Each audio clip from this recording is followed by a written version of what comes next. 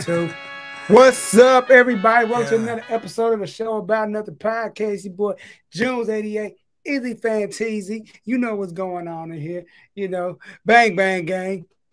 Bang bang gang, we in the building. Bang bang gang, we here. What's going on, man? What's going on? Before we do that, yo, your boy got some new stuff out now. Oh, no.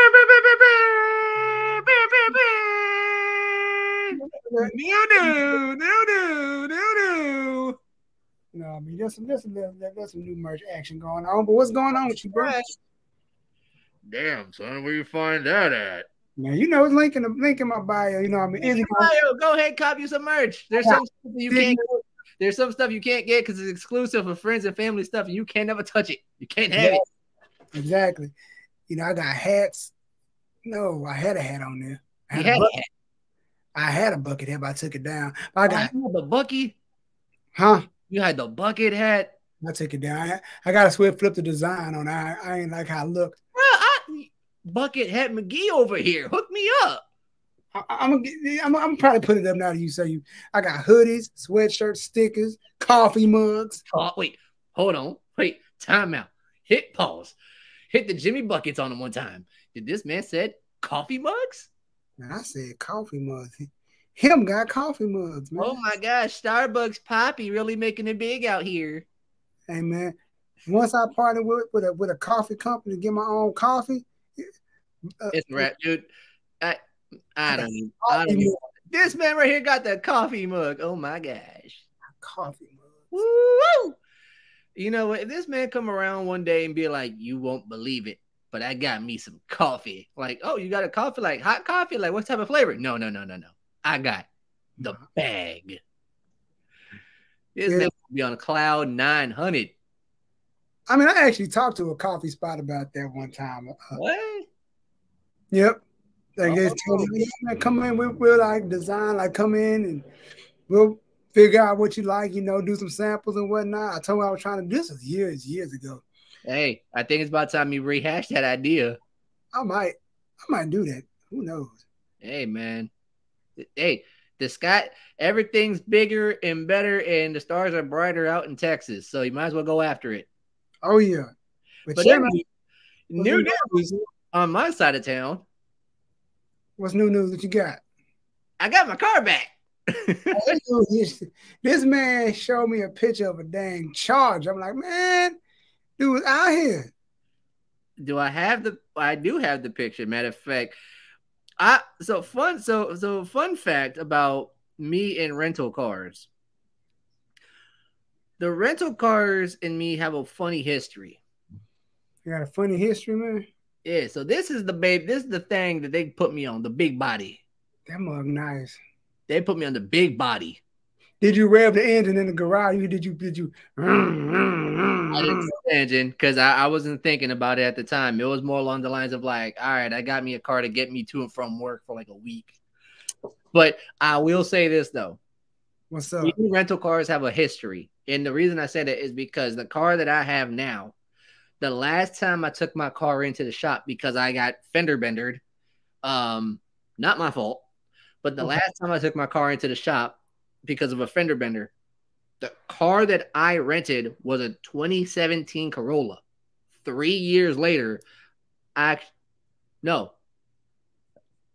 year and a half later, I get a 2017 Corolla, and that's the car that I own now. So are you saying that they gave me a 2022 Charger?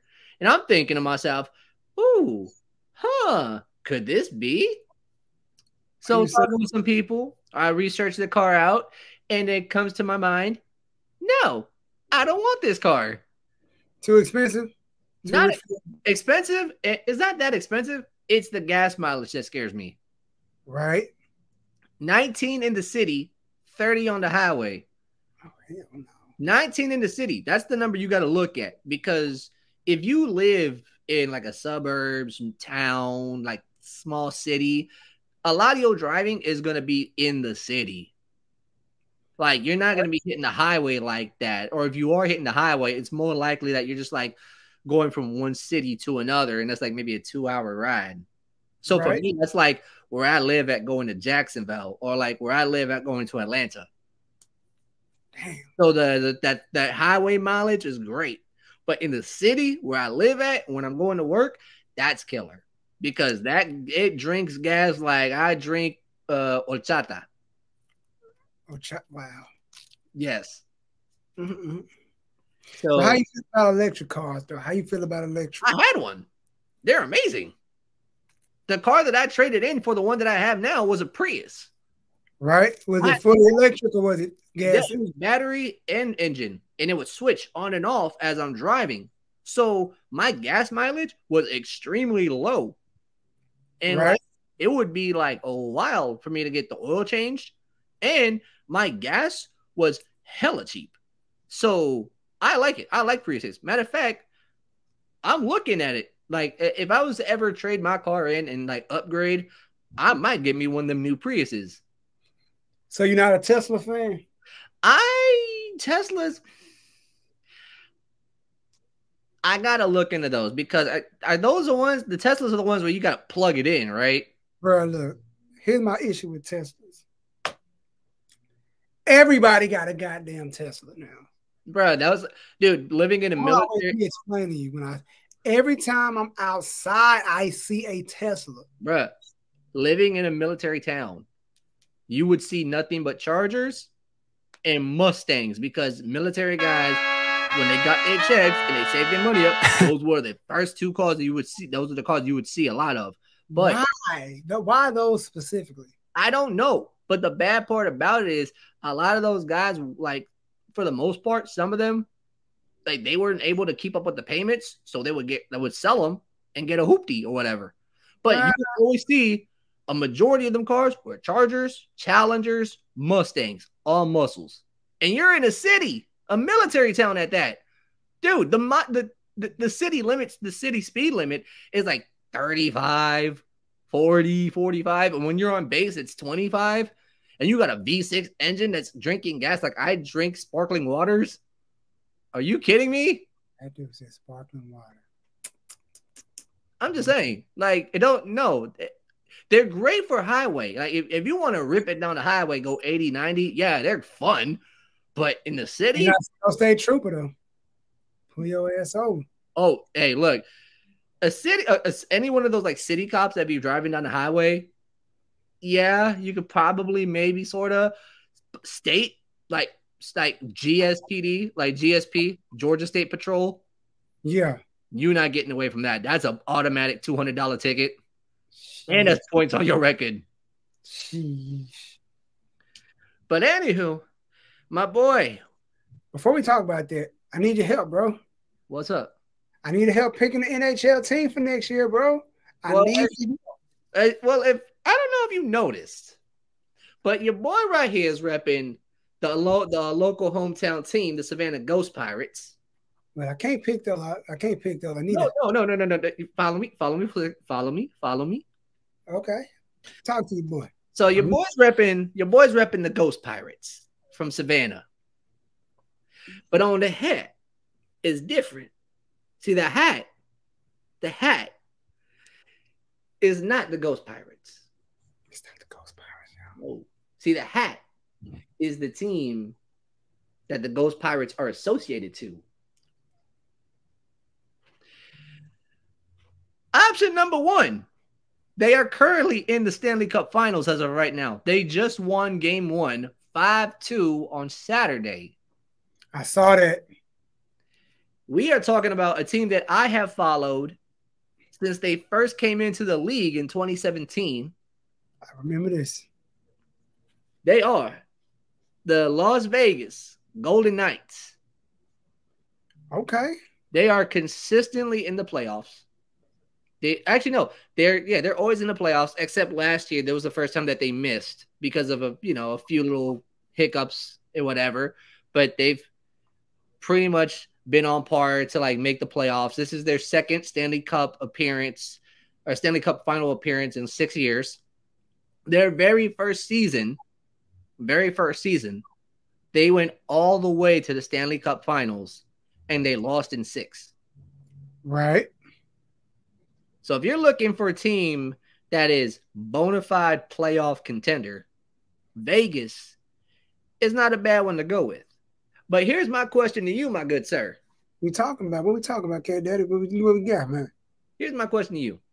When it comes to hockey, because you said you want to get into these hockey streets, you want to get in and you want to pick a team and you want to ride with them, right? Yeah. Okay. What are you looking for specifically? What are we looking for? Like swaggy, like the jerseys are cleaned? Are we looking for like players you can get behind? Are we looking for a team that's a contender that's like always going to be in the mix? Like, what are we looking for? What are your specifics? Specifically, number one, style. Term style. It got to be a stylish jersey. Okay. Two, I gotta be a part of a team that's a playoff contender. At least within the first 5 years sign this contract. We gotta be in the playoff. Okay. You know, I just can't come into my rookie year in hockey and not be playoff contender. Okay. And dominant team, like, all right, they got the funk on, like, just ugh. When you say their name, you're like, ugh. It's like saying, you already know. You know what I'm saying? I need that team that I can, like, you know what? I rock with that. Okay. Okay. So I got a couple of teams that I'm looking at right now. I'm gonna give you two teams from the Western Conference, two teams from the Eastern, and I'm gonna give you three teams. I'm gonna give you three teams from each, and I'm gonna let you decide for yourself. Okay. If we're looking at style, we're looking at players, we're looking at playoff availability. First and foremost, you got to go with the two teams that are in the Stanley Cup Finals right now: Vegas and Florida Panthers. Florida has been known to be in the mix.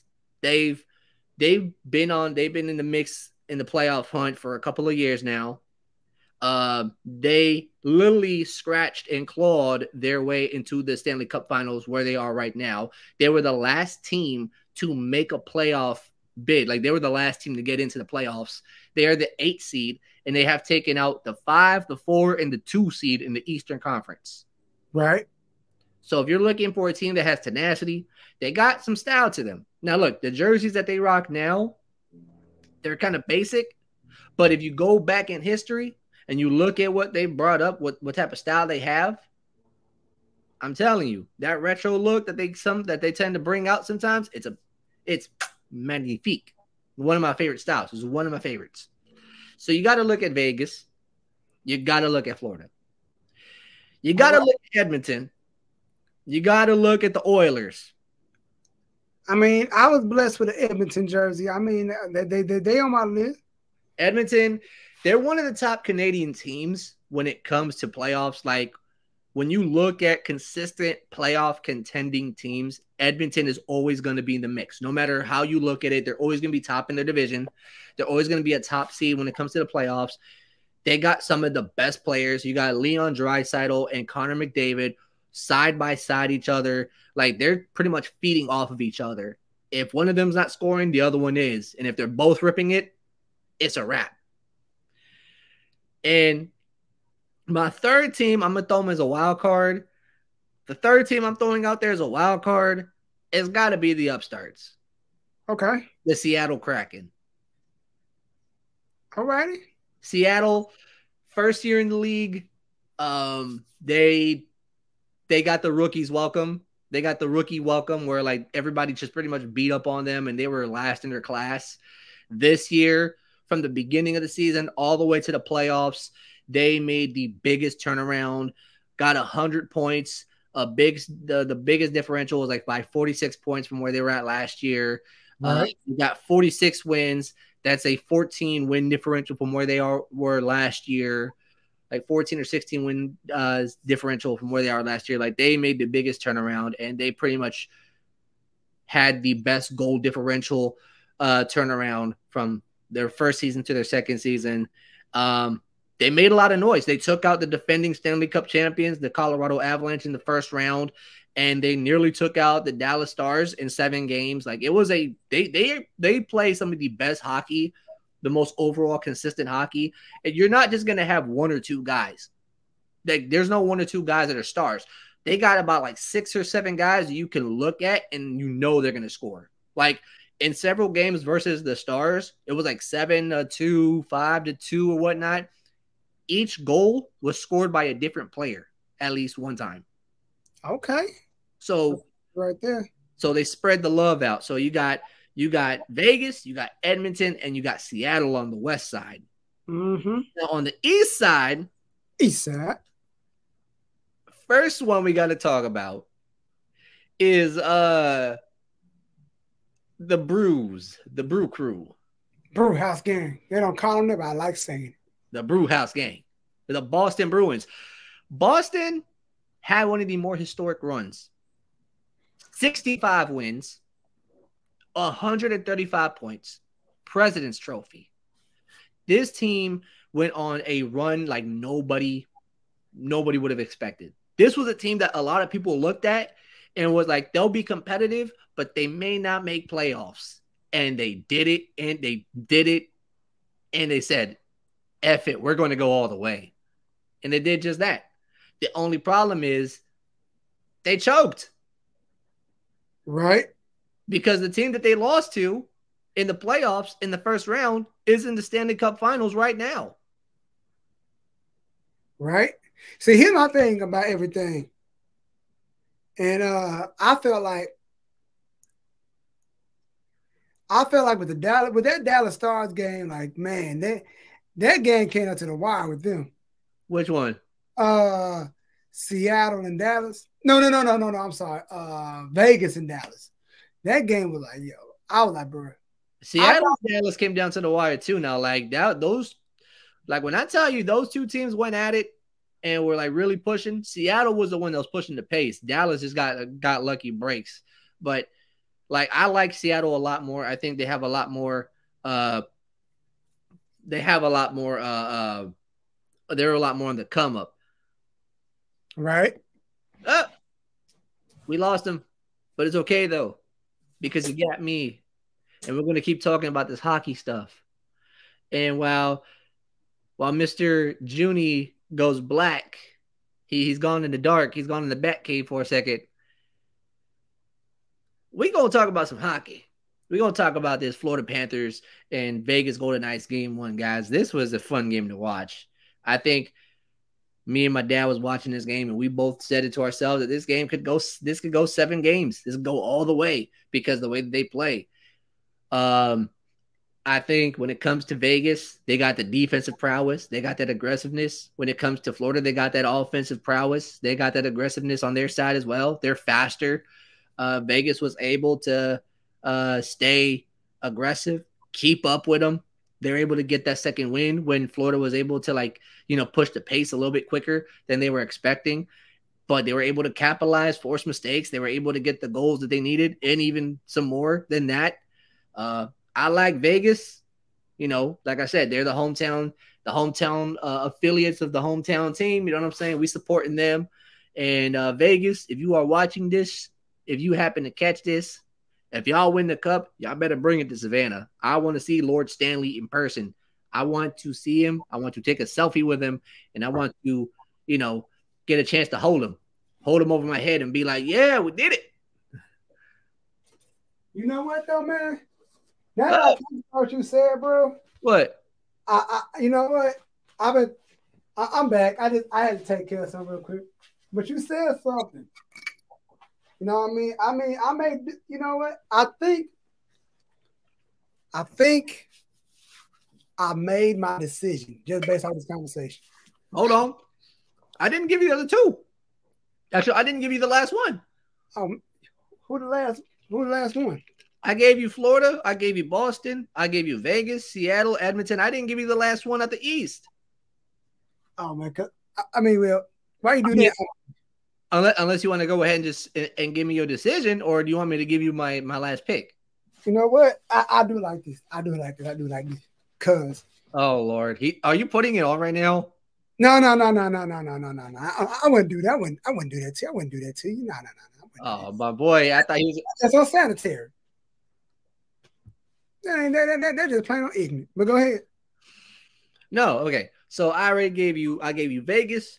I gave you Edmonton. I gave you Seattle on the West. I gave you Florida. I gave you Boston. My last pick that I would give you right here. The last one I'll give you right here. Right. And I'm going to say, I think New Jersey. I think it's between Jersey and Carolina. Jersey, they're a young upstart team. They're young, but they're coming into their own. They made the playoffs. They got on a run early in the season.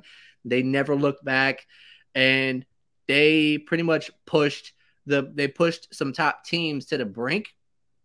But it's just like when the lights got bright, they weren't able to get on that competitive level of like what like the playoffs is all about. Like, when you see a team enter into the playoffs for the first time, that a lot of them got the playoff jitters. They got them excited jitters, and right. They make a few little mistakes here and there. Jersey had that, the Devils had that, but I think going into this next season, if they continue to be on the uptick and they continue to keep that momentum going from this past season, I think they're going to be a consistent threat in the playoffs, and I think they're going to be a team that a lot of playoff contenders coming in, they're going to have to keep their eye out for them because they're just going to be in the mix. Like, they're going to be in the mix, and they could one day bring home the cup to Jersey. Like, they could go all the way. Right. I feel on now, but I feel. But my man said he's got the decision. I mean, hold on me. Gotta do this again. Oh Lord. I gotta make a scene, bro. I gotta make a scene. This man right here always gotta do something. Extra. I gotta be extra. I gotta be extra. He's always gotta he gotta jump out the window. JunesEightyEIght, I'm taking my talents too. Hey, he's going to Edmonton, ladies and gentlemen. My talent to Edmonton, yo. To the 6, yo. That's Toronto. It's all, no, I would say it's all, no. How close is it together? Are they border? It's like kind of halfway. Toronto's here. Edmonton's like they're a good distance away from each other. Where the 6 is little cousin. Well, like this. Toronto, like this. Edmonton's always going to be in like the second round. That's always a given. Toronto just made the second round this year. Okay. Every year they've made the playoffs, they've been bounced in the first round. Damn. But Toronto finally makes it to the second round, and Florida washed them 4-0 or 4-1. Man. So, good choice. I respect it. So Edmonton's in the East, right? Edmonton's in the West. Okay. I respect it. I respect your decision. I can dig it. I like it.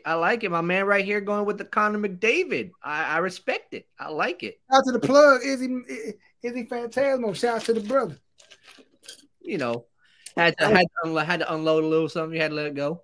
You know what? Speaking of sports, a lot of things tie into sports. A lot of beverages go into sports, right? Okay.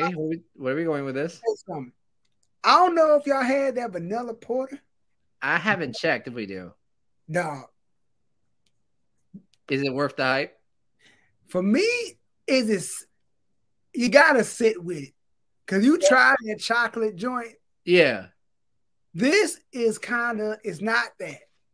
It's like if you like dark beers, you like a bold beer flavor. Yeah. This is for you. If you like Guinness, you're gonna like this. So I will say this: I haven't had Guinness yet. But do you like a strong beer? Do you like a bold flavor, you know what I'm saying? So it depends on the beer that I'm drinking. Depends. Disclaimer, y'all. Me and Izzy ain't big experienced beer drinkers. I just find what I like and I just share with my people. And I don't force them to try. Like, yo, if you want to try something, try this. I've tried it. I enjoyed it. Maybe you will. If you don't, cool. But I'm like, when I first tried it, I didn't get the vanilla-esque thing. Like, you know how when you sit with something, you casually like drinking your coffee and you sit it down and you come back to it. That's how it is. You smell the vanilla on the back and I didn't get it in the beginning. Like, as it sat for a while, I guess you say opened it up a little bit, like wine. I can get a little vanilla in the mix. It was pretty good. I'm gonna go back and get a 6-pack of it. I kind of enjoy it. It's gonna sit for a while, but it's a stronger beer. But it's pretty damn decent. Okay, well, if I happen to find it over here, if they have it, I definitely will give it a shot. The thing is, though, like, it's not just me. The big man always got to, crack a cold one too. Hey man, it's always a good time with Pops involved. Oh yeah. But you know what? We still gonna be. We got to be on the sports talk today because we got a lot of sports stuff going on right now. Oh yeah.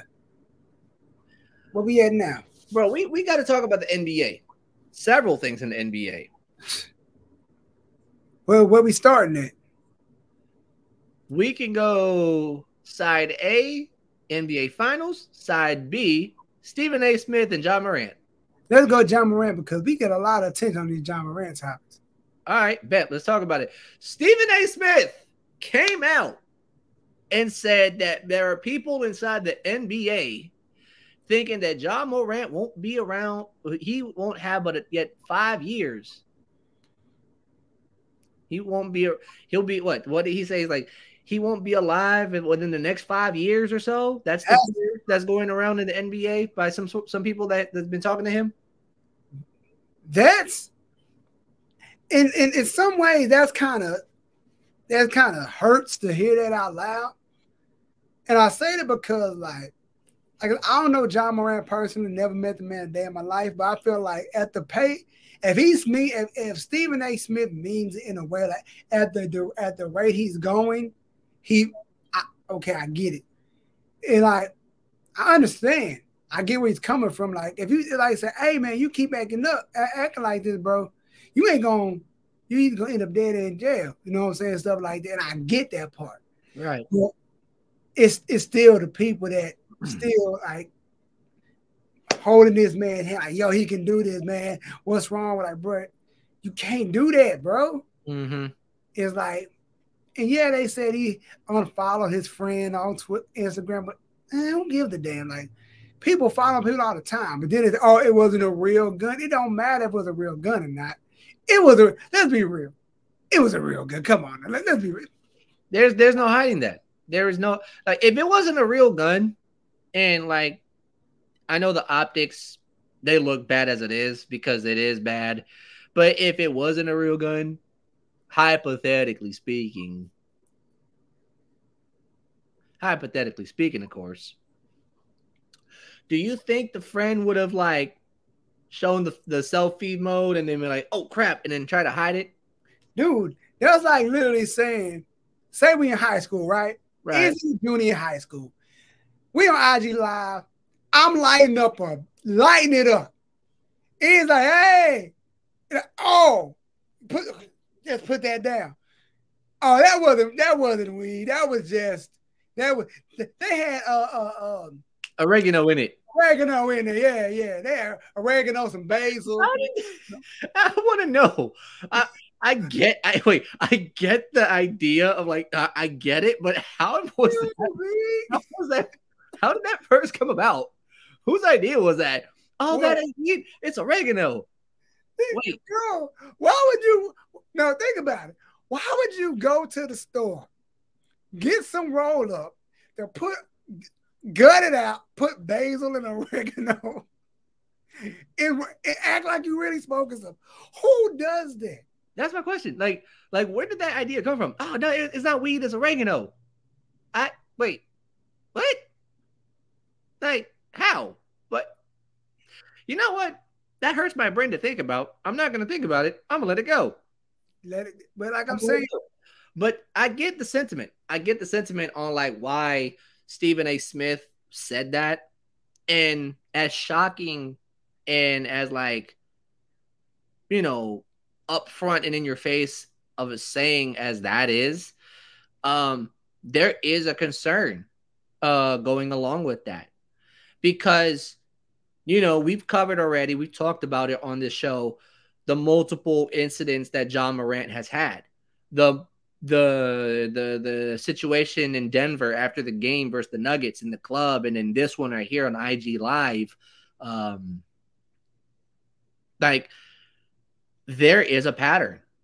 And John Morant is a young talent. He's one of the young, dare I say, phenoms in the NBA. Like, he's one of the young faces of the NBA, along with Luka Doncic and Nikola Jokic and Jamal Murray and Trae Young, LaMelo Ball, like Zion Williamson and company.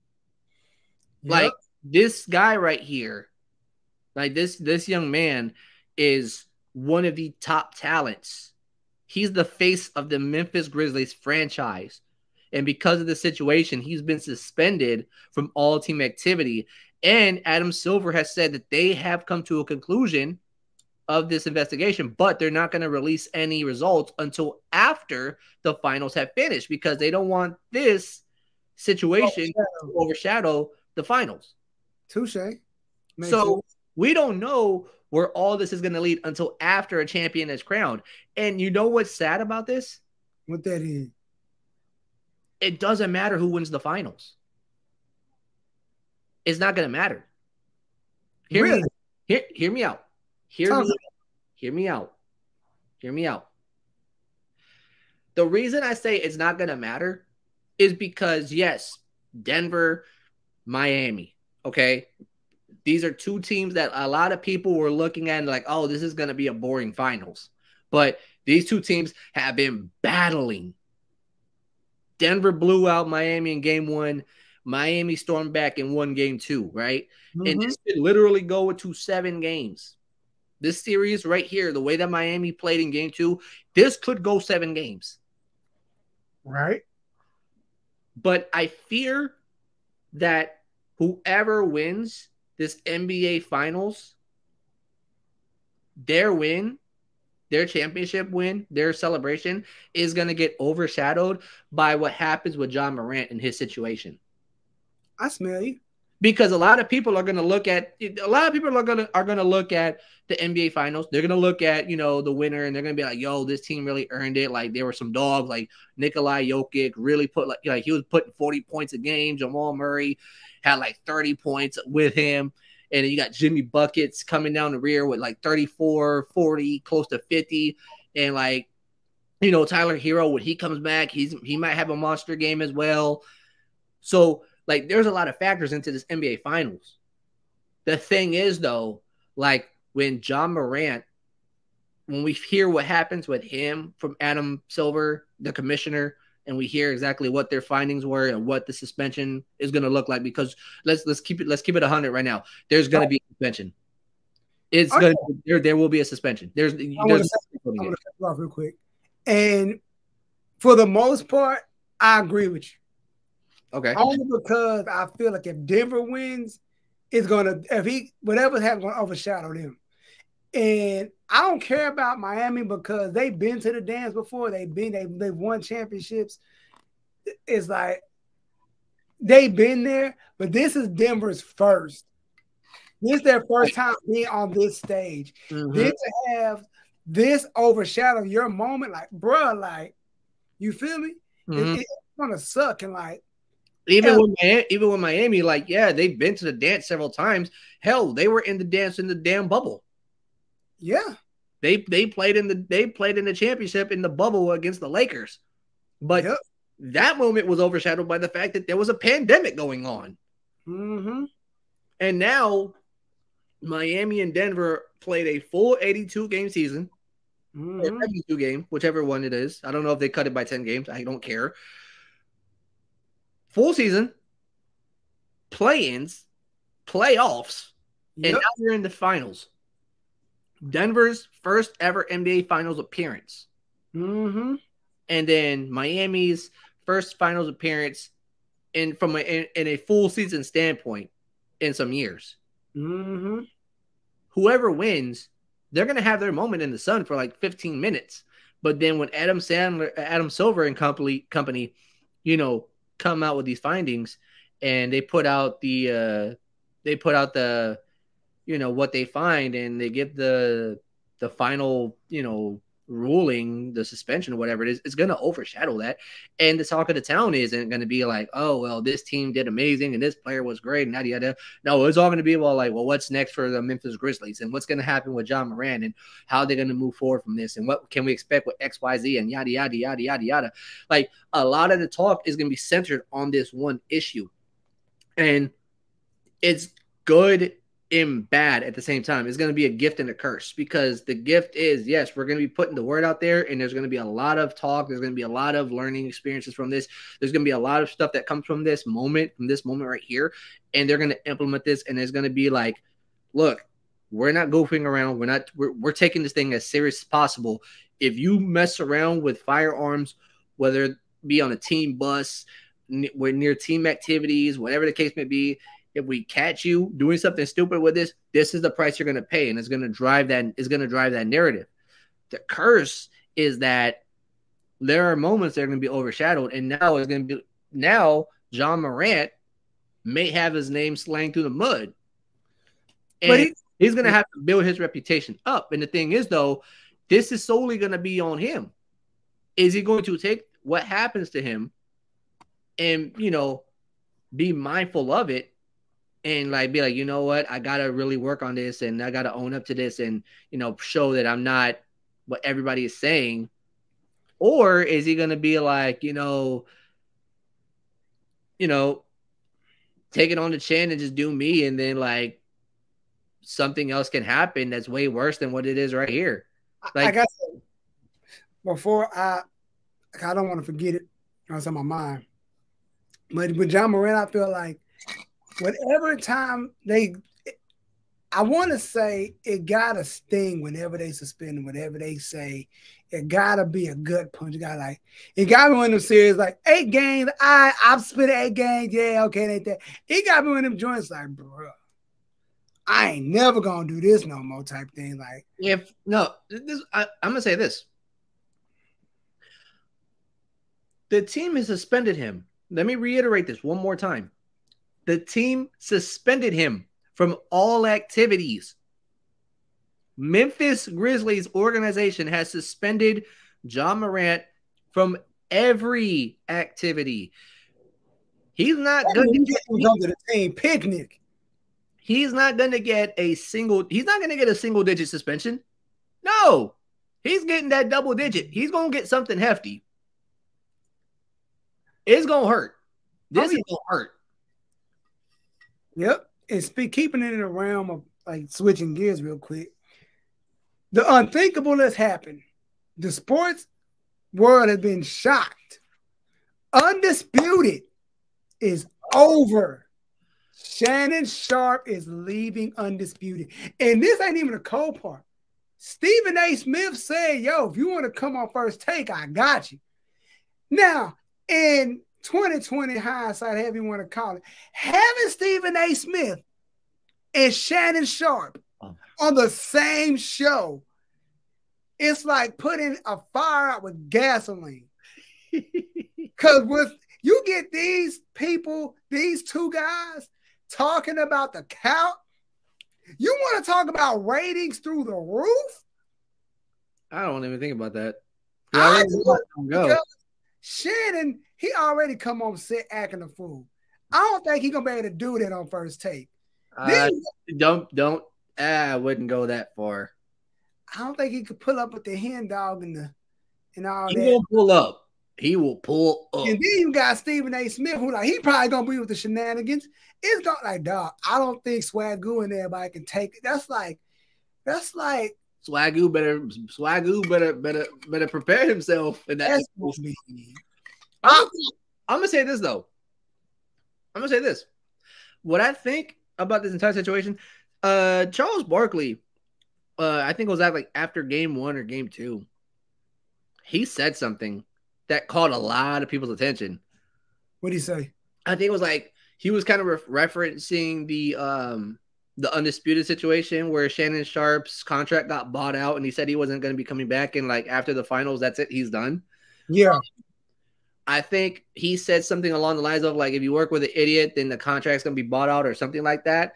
And and everybody kind of was laughing at kind of laughing in shock. They're like, yo, wait, what did you just say, Chuck? And I was reading through some of the comments, and one person said that, Chuck ain't afraid to say what's on his mind, and he says what everybody else is thinking. And it's the fact that, you have a guy in Skip Bayless who's never played a lick of sports, He's been more of like the reporter / analyst. He's never been on a basketball court. He's never been on a gridiron. He's never been on a baseball field. He's never done anything like that. He's never played sports. But yet when it comes to debating sports, you see how he's like he'll go off of stats and he'll go off of what he sees.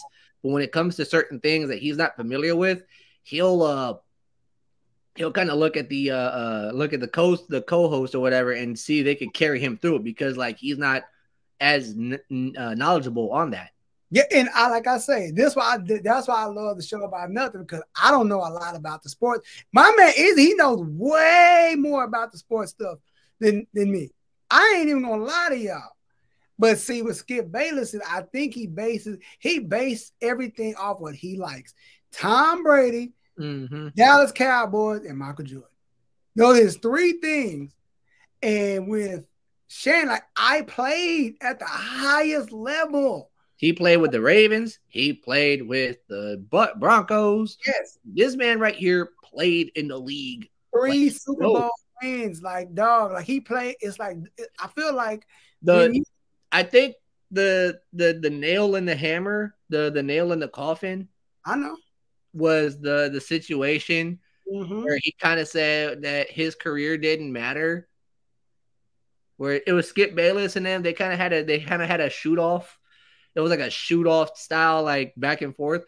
And Skip Bayless was talking about like, talking about Tom Brady and how he was playing, and then he kind of like just snapped off on Shannon and was like, "Oh, your career doesn't matter," and da da da. And he's like, "Wait, what?" And everybody lost they damn mind off that clip. What's the gentleman who got from the Bills? Which one? The guy that injured on the field. What's his name again? DeMar Hamlin. DeMar Hamlin. It was that. Skip just says he's like, yo, I forgot what he said. He wouldn't have stopped the game because it was too important of a game for it to be postponed. And I get if people like some things you just don't need to tweet. Keep your stuff, keep your comments to yourself.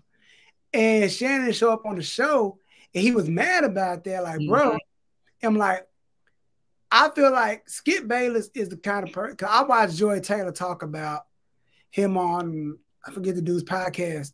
He was like, yo, I understand Skip. I get it. He's got a strong opinion. And she like, I get Skip. That's Skip being Skip. But at the same time, I'm like, you gotta learn to like watch what you say, think before you speak. Yeah, it's like even if you feel this, even if he feels these ways, even if I feel a certain way about, I'm not gonna publicly try to hurt your feelings. Even if Tom Brady is great, but he's not in the Hall of Fame. And you don't disrespect a man that's already in the Hall of Fame. That's, just because Tom Brady got 7 of them. Oh my gosh, he's goated. Okay, cool. But why you're so passionate about these people that it makes you look bad on this side? Like, bro, people looking at you like, bro, like you a cornball. You know what I'm saying? It's like, don't get me wrong. Like, there were some arguments that I heard that Skip Bayless brought up some points, and I was like, okay, yeah, I can see his side. And I was like, I appreciate that he's taking up on this side of the spectrum or whatever. But going back to the whole DeMar Hamlin situation, right? Let's go back to that one. How everything shook out with that situation. When that situation played out, I remember leading up to that game, being a Bengals fan and whatnot. Yeah. You get on Twitter and they got the spaces and you're like talking to several different, fan bases. Me and several other Bengals fans were talking to Bills fans about this situation, about the game. And we're like, yo, like this game's gonna be crazy. Like it's all love, just know it's business and yada, yada, yada. And, we were all cool with it. And, we were all like excited for the game. But when DeMar Hamlin passed, like just fell out and was unconscious and that whole situation went down, I remember hopping on the spaces and you could tell on both sides of the aisle. Yeah. That the game, the seeding, the playoffs, none of that mattered. Yeah, the sentiment was it was bigger. Now, I don't like it's like thinking about that. You don't think they gonna stop a whole game. Nobody thought, okay, they're gonna, cart them off. Typical. You don't think they're gonna stop a whole game, right? But people like, yo, this game is so important. Yada yada yada. This is an important game. Right. Was on the line. This ain't like this is in common. Vince McMahon with Owen Hart passed away in the ring, and he hit that. Oh, Owen would have wanted the game, the show to continue. This right. was, how do you know this was Owen really wanted? You know what I'm saying? So people still ain't forgave Vince McMahon for that. So you really think all those guys who are already juiced up, ready to go, could have went back on that field and gave it 110%? They could. What if he didn't, make it? It's like, then what? You just watch your teammate. Everybody's watch a man losing like on TV, but y'all concerned about a playoff game? Matter of fact, when everybody was sent to the locker room because of how the situation shook out, right? Joe Burrow, Coach Taylor, and a few other guys from the team went over to the Bills locker room where they were at, and they told them, "Look, we're not playing this game." Like there was officials from the NFL league office. There was officials at that game that was on the phone trying to figure out what the move was going to be, and they already knew what was going to happen. They were just trying to confirm it. Mm-hmm. They were already saying, like, "Look, we can't go out there. Like we can't play because of what we just saw." Like how do you in that moment there's no way you could pull yourself to like play to play a full game after seeing someone literally just like pass out of nowhere like that, literally just like damn near die on the field.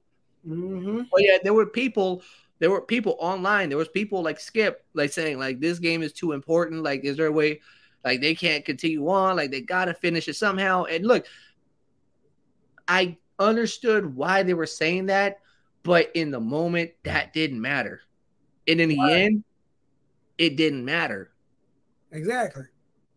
It's just that sometimes with Skip, he could be so passionate that he lets his emotions get the better of him, and he tends to put his foot in his mouth, and it happens a lot. And I think with what's going on with Shannon Sharpe and his having the contract bought out and him saying he's not coming back after the finals, one of two things is going to happen. He's going to continue going on. One of two things going to happen. Either he's going to just continue on with his Club Shay Shay podcast that he's got going on, and he's going to be good off of that. Or two, he's going to join another show like First Take. Like him and Stephen A are going to work something out to where he comes on First Take, or he's going to be with NFL Live on ESPN, or he's going to do something. And we're going to switch gears too. Okay. Once he leaves, it's over. Like there's no replicating. There's nothing that there's nobody you can bring in to feel. It's like you're gonna know that you're trying to replicate. It's like, and it sucks because football season coming up is right around the corner. We're gonna talk about that too. But it's like it ain't gonna be like the same. Cause I don't know about y'all, but I love watching Undisputed just for football, just to see how he's gonna go in about the Cowboys. Like there's two things I love Stephen A. Smith. I love Shannon Sharpe. They just like, yo, y'all know what's gonna happen. And Skip Bayless hates it. Like, man, it's like, come on, like you can't replicate this. You can't replicate it. It's impossible. So it's like it's over for Undisputed. I think like they're gonna have to pull a rabbit out the hat to try and like keep that going now that Shannon Sharpe is gone. Their ratings are going to tank. Like I said, you got to pull a rabbit out the hat for this one. I don't know if it's going to even recover once Shannon leaves. Hey, but where we at now? Where we moving to? Where we at? Yeah, you said we talking football. You said we're going to jump into that, or like, nah. Training camp is the training camps is up now, man. Eagles looking good. Dude, the goddamn, they saying my son, CJ Stroud, is balling right now. Yeah. I mean, yeah, CJ Stroud he literally took the first team reps away from Davis Mills, and he gonna be the guy. It looked like it. I'm excited for him. but I want to see what he looked like on game day. I want to see what he looked like on Same Sunday. thing here. The three quarterbacks that came out the draft that I'm interested in: CJ Stroud, Bryce Young. I want to see what they look like, and that Anthony Richardson guy that's playing with Indianapolis. I want to see what he's gonna be like. And I never thought I would say this about a Bama player. I really want Bryce Young to thrive because they say he's too small. He's not big. I wanted him to ball out just because he's the shorter guy. I wanted to see him. I want to see him ball out. I think with Frank Reich as the head coach, being a former quarterback himself, and you got Josh McCown as your quarterback specialist out there in Carolina as well. Right. Like I think Bryce Young is going to be in a very good spot, and like they got talent around him. So I see Carolina doing well. I think they're going to be fun to watch. It's going to be interesting to see the new class of quarterbacks go ahead and have fun. It's going to be a lot. It's going to be something to watch. I'm excited for those boys. Don't Houston and the Panthers play each other? Like, I think they do. Ain't it like, I forget what week it is. I forget what week they play, but I'm gonna watch that game. Definitely gotta watch that one. Another team to keep an eye out. Another team we got to keep an eye out for. Who we got? We got to talk about the throws that made rounds around the web. Who? What are we talking about, Skip? You know who we talking about. Tom Brady leaves, and now everybody. Oh, my gosh. Okay, so we got to talk about this one for a second. And I know. Go ahead, talk about your boy. Yeah, let's talk about this one because I got to set the record straight. That's your boy right there. That's my boy. I don't know what to say about that. It's OTAs, okay? Like everybody's blowing this out of proportion. I hope you're right, man. Okay, look. This is his fourth team. And if you don't know what I'm talking about, Baker Mayfield. Let's talk about it. Tampa Bay Buccaneers signed Baker Mayfield to a 1-year, $8 million deal in free agency. And now he's in a quarterback competition with Kyle Trask to be the new quarterback for the Tampa Bay Buccaneers. As of right now, Tampa Bay is projected on various areas to get at least 6.4 wins. 6.4 wins. That's the where they're supposed to look at right now. Me, I don't see that. I don't see them getting less than 8 wins. I don't see it. Now, I get why everybody's looking at this quarterback situation for Tampa and they're like questioning it. Look, you got a guy who was sitting behind Tom Brady for 2 years, and now this is his first year to where he can possibly be QB1. He's been in the system. Right. And you got a quarterback who has bounced around the league, right? He's bounced around between Cleveland, Carolina, LA. 3 teams in 1 year, right? Mm-hmm. And we could go ahead and say it right here. I think we can both agree. Carolina and Cleveland, he made the best of that situation. Carolina was just a mess. And LA, what he did over there was pretty dang impressive. Matter of fact, I just want to go ahead and share this out real quick because I had these stats that I threw out. I had these stats that I pulled out. So in Carolina, he had a 6 touchdown, 6 interception ratio, right? Mm-hmm. He had let me see about it. He posted a 57.8 completion percentage. He averaged 6 yards per attempt, and he had a first down percentage of just 23.8%. Now, when he got to LA and he played for those 5 games, he had a 4-2 touchdown to interception ratio.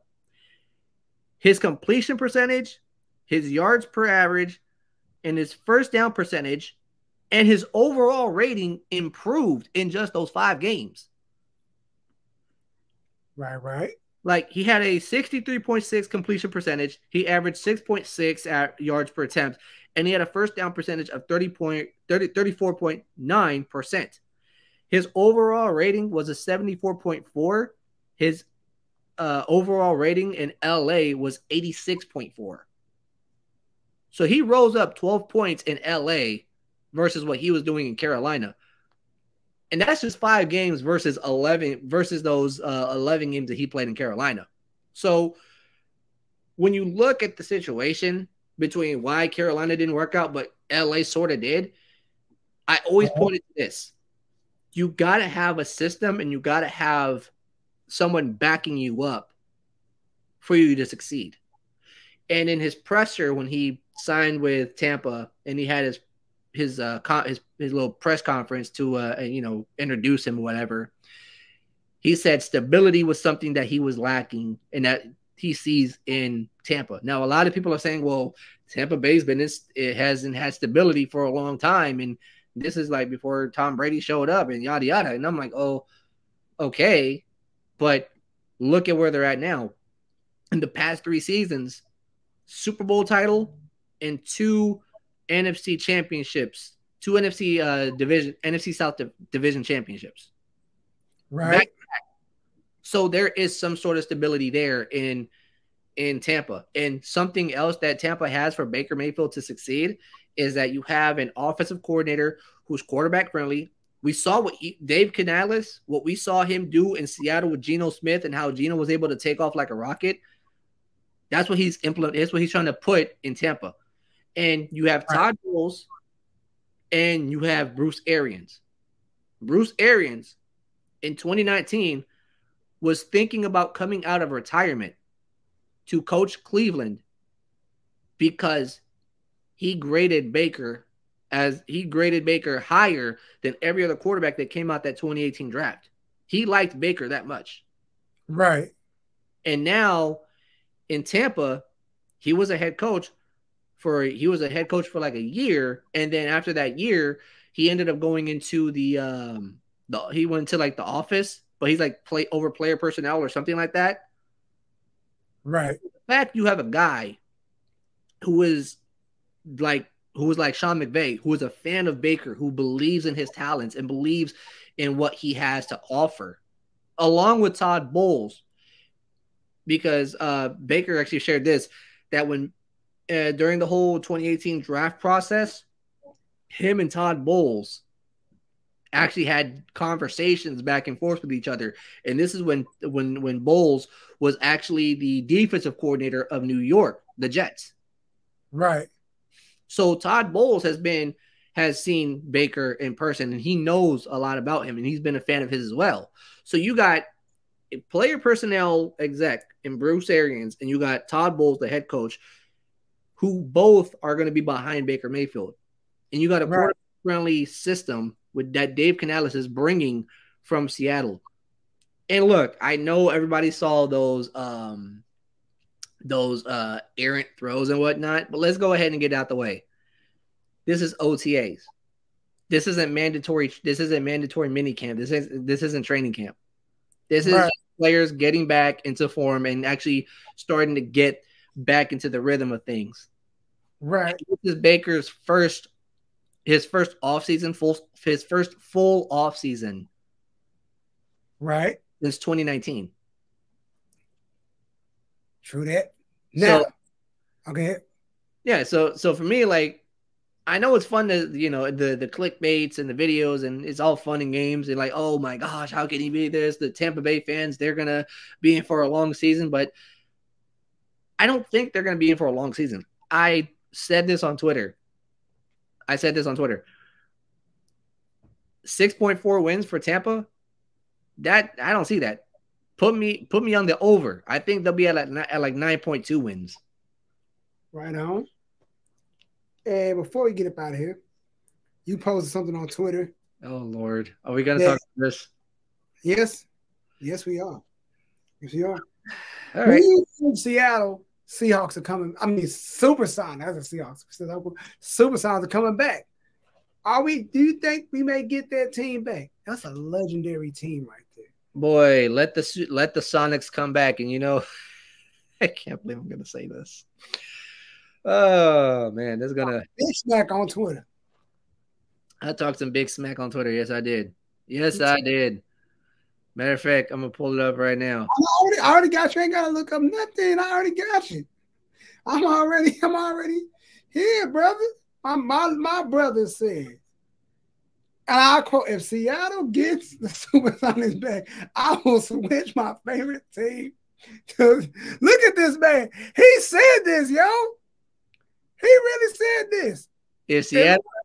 If Seattle gets the Sonics back, I will switch all my favorite teams to Seattle. And this man come after me and said, "You gonna go on record and say that?" Okay, not all of them, but most of them. Okay, this he don't even believe what he said.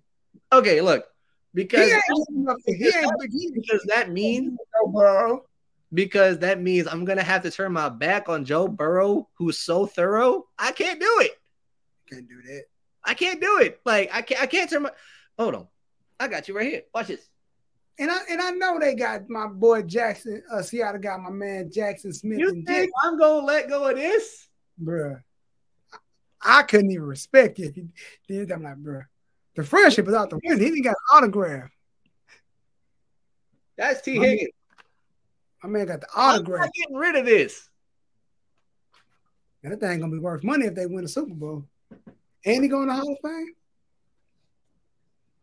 I don't know if that's his game. I'm gonna say this. So to go off of what I said, right?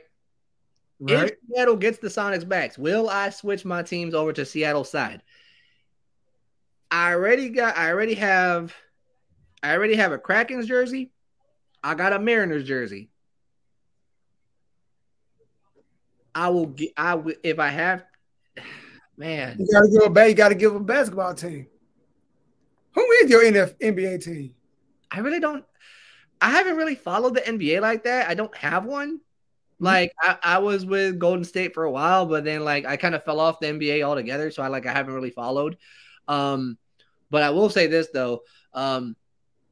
If Seattle does get the Sonics back, that's them. But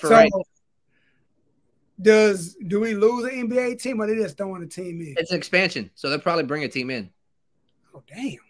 Yeah. So they'll probably have to rearrange the who's where and whatnot. But yeah. Touche. But I'm gonna say this, but like I said, if Seattle gets the Sonics back, I will switch most of my teams.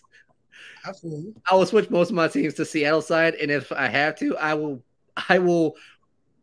side with the Seahawks as my NFC team, and Cincinnati will be my AFC team. Right on. Send us home, Izzy. Send us home. With that being said. Oh! It's your boy, Izzyphantasmo, your boy, June. Hey, almost. Lord have mercy. I almost forgot. June. What? Talking about the merch. Talking about everything you got coming out. The merch, man, you better get you one of these, bro. You got to get you one of these. I'm gonna cop, believe that. But hold on. But it's not just the merch we got to talk about. The music? Oh, June's World 2. June's World 2. We got next week. Next week on the 16th, June's World 2 drops on Apple Music, Spotify, on music. Wherever you get your music, man. Wherever you get your music, it's coming. Wherever you get your music. June's World 2 will be dropping June 16th. Do us a favor. Huh? On my birthday. On June 16th, bro. June 16th. On the man's birthday, he is giving you, as his birthday gift, he's giving you music to listen to. And if you want to give me a gift, just buy some merch. That's all y'all gotta do. Buy some merch. Just buy some merch. I got t-shirts, coffee mugs, sweatshirts, stickers. I got stuff, man. Just buy merch from me. That's all I ask. Get some merch. Yeah. Hey, look, support June in his music ventures. June 16th, June's World 2 coming out. Cop the merch, cop the music, put it everywhere on social media. Share the love, spread the love, put it out there for the world to hear that June's World is out. June's World is June's world. We all just live in it. Hey, man, like always, thank you for tuning in. We are out. Peace. And what episode is this? This is 19, right? This episode 19? 20? 20? 20? 20? I mean, 20? This is episode 20. This episode 20. We turn to 21 next week. Oh my gosh. I mean, so that means we gotta. No, it's episode 19. It's episode 19. 2 more episodes till our 21st birthday, boys. Yep. And like always, thank you for tuning in. We are out of here. Peace.